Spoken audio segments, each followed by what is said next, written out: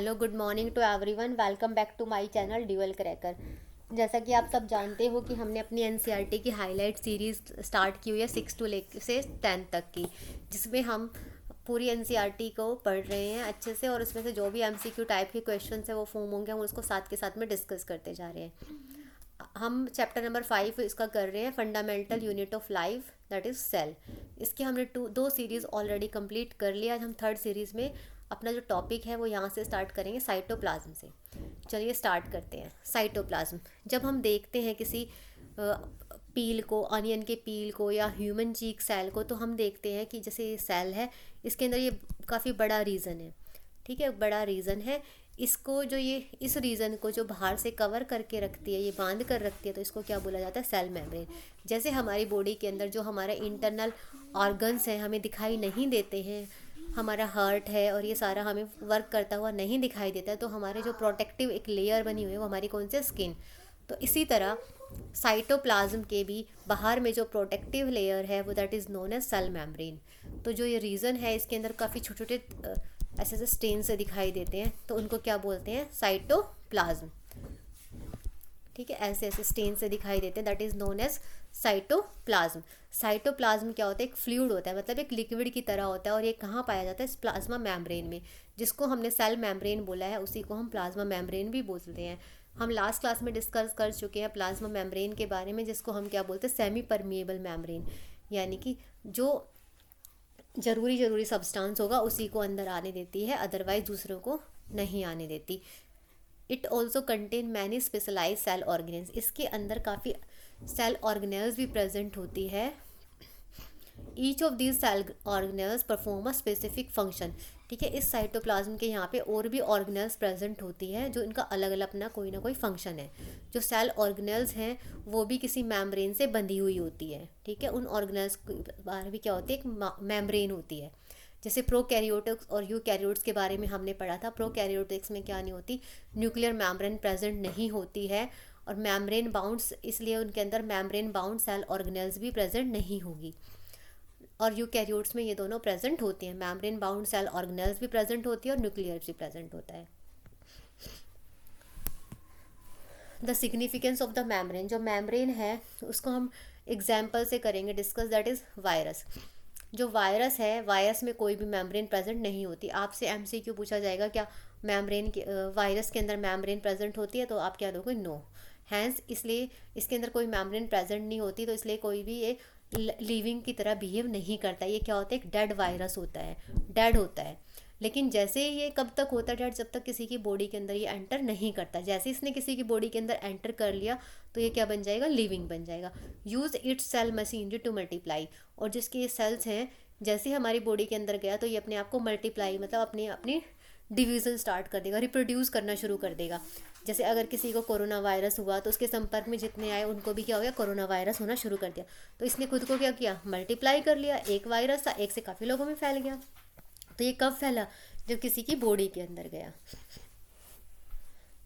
अब देखो, प्रोकैरियोटिक और यूकैरियोटिक, इन दोनों के बीच में क्या डिफरेंस है?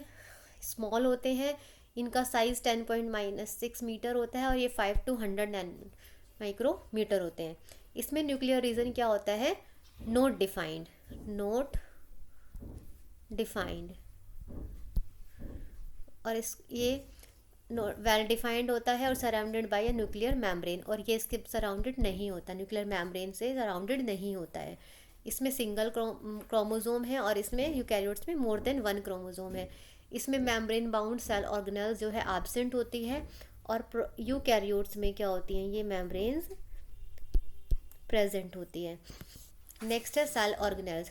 हर एक सेल है उसकी कोई ना कोई मेम्ब्रेन है जो क्या करती है? उसका कोई ना कोई अपना कंटेंट है, और जो बाहर के एनवायरनमेंट को क्या करती है? अलग करती है।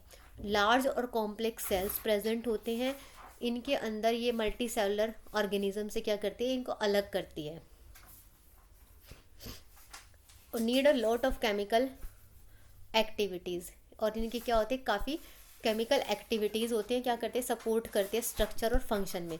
लार्ज होती है, कॉम्प्लेक्स होती है, और ये मल्टी सेलुलर ऑर्गेनिज्म में भी होती है। और इनके अंदर क्या होता है?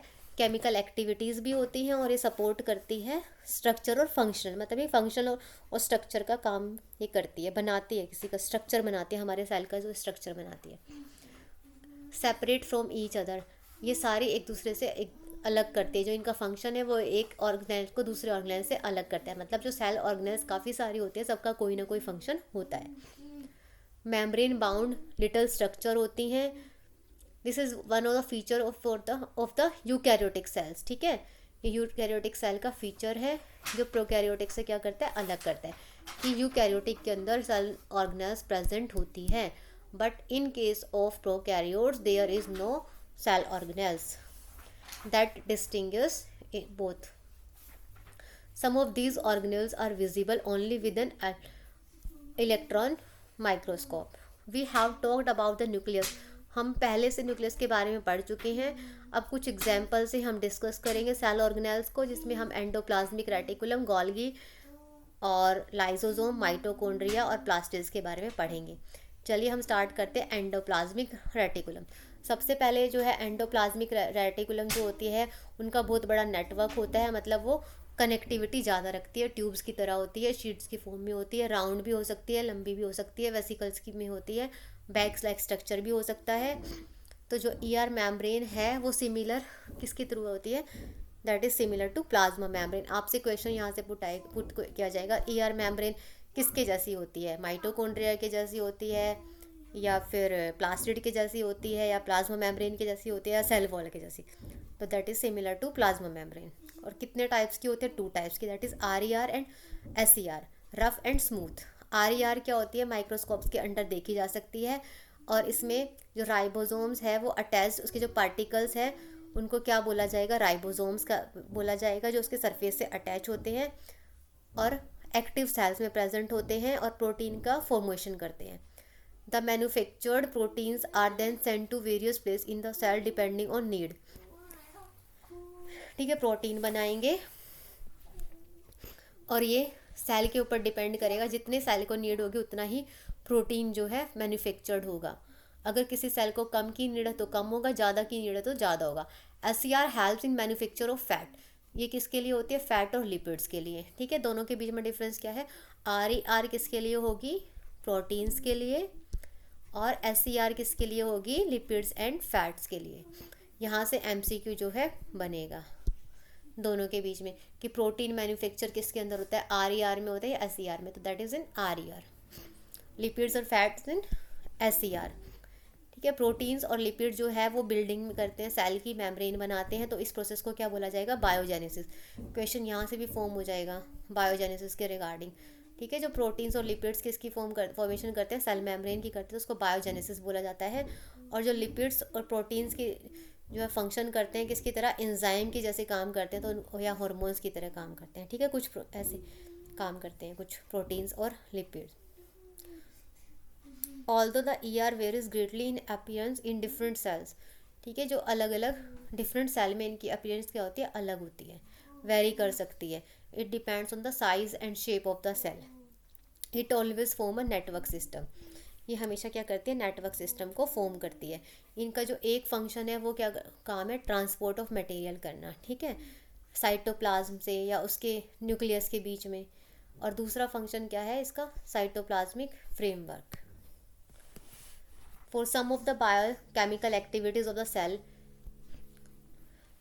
इन the liver cell of the group of animals called, जो लीवर सेल का in the liver cells of the group of animals called vertebrates. इनको वर्टिब्रेट्स हम चैप्टर नंबर 7 में पढ़ेंगे, डाइवर्सिटी इन लिविंग ऑर्गेनिजम्स में। SER plays a crucial role in detoxifying many poisons and drugs. ठीक है, इसको detoxify करते हैं। यहाँ से भी क्वेश्चन जो है आपका फॉर्म होगा, ये वाला। तो ये किसका फंक्शन था, that is a function of RER और SER।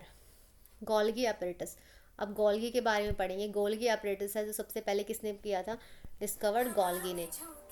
अब उन्होंने जो सिस्टम है, मेम्ब्रेन बाउंड वेसिकल्स हैं, पैरेलल ऐसे ऐसे अटैच ऐसे बनी होती हैं, और इनकी जो स्टैक्स हैं उनको क्या बोला जाता है, सिस्टर्न्स बोला जाता है। और जो ये मेम्ब्रेन है इनका कनेक्शन होता है ER के साथ में, ठीक है, और कुछ पोर्शन है वो कॉम्प्लेक्स सेलुलर मेम्ब्रेन सिस्टम के बनाता है। इनका जो मटेरियल है वो किसके पास होता है, ईआर के पास में। पैकेजिंग का काम करता है, डिस्पैच का काम करता है, और इनसाइड और outside the cell through the Golgi apparatus के थ्रू। इसका फंक्शन एक और क्या है, स्टोर भी करके रखता है, मॉडिफाई भी करता है, पैकेजिंग भी करता है वेसिकल्स की, प्रोडक्ट ऑफ इन वेसिकल्स में। कुछ केसेस में ये कॉम्प्लेक्स शुगर को सिंपलर शुगर में भी कन्वर्ट करता है। और इसके अंदर लाइसोसोम की फॉर्मेशन भी होती है। तो एमसीक्यू क्वेश्चन यहाँ से आएगा, formation of lysosomes occur in SER RER, ठीक है, न्यूक्लियस। तो आपका आंसर और दैट इज गोल्गी। तो आपका आंसर कौन सा होगा, गोल्गी। नेक्स्ट है लाइसोसोम्स। लाइसोसोम्स जो है मेम्ब्रेन बाउंड होता है, ये डाइजेस्टिव एंजाइम होता है। ये किसके होता है, किससे बना होता है, RER से, ठीक है। लाइसोसोम्स और राइबोसोम्स दोनों किससे हैं, RER से। आपको कंफ्यूज नहीं होना, राइबोसोम्स जो है प्रोटीन फैक्ट्री कहलाता है, और लाइसोसोम के बारे में अभी हम पढ़ेंगे, जिसको सुसाइडल बैग भी बोला जाता है। ये क्या करता है, जो वेस्ट प्रोडक्ट होता है सेल का उसको अपने आप ही खा जाता है। क्यों, क्योंकि इसके पास में एक ऐसा डाइजेस्टिव एंजाइम प्रेजेंट होता है कि जो भी सेल टूट गया है, फट गया है, या बाहर से कोई बैक्टीरिया वायरस आ गया, उनको खाने का काम कौन करता है, लाइसोसोम करता है। तो इसीलिए हम इसको क्या बोलते हैं, that is known as a suicidal bag, ठीक है। लाइसोसोम्स आर एबल, ये कॉम्प्लेक्स को सिंपलर में भी करता है कन्वर्ट, और able to this because they contain powerful digestive enzymes. ये क्यों कर सकता है, क्योंकि इसके पास में एक डाइजेस्टिव एंजाइम होता है जो सारे ऑर्गेनिक को ब्रेक डाउन कर सकता है।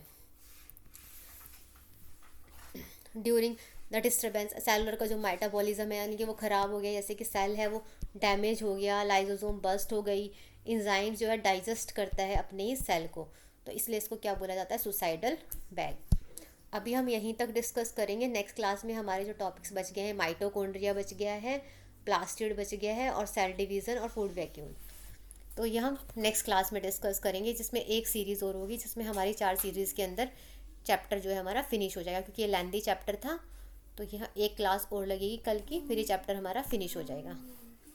उसके बाद फिर हम कोई और चैप्टर स्टार्ट करेंगे।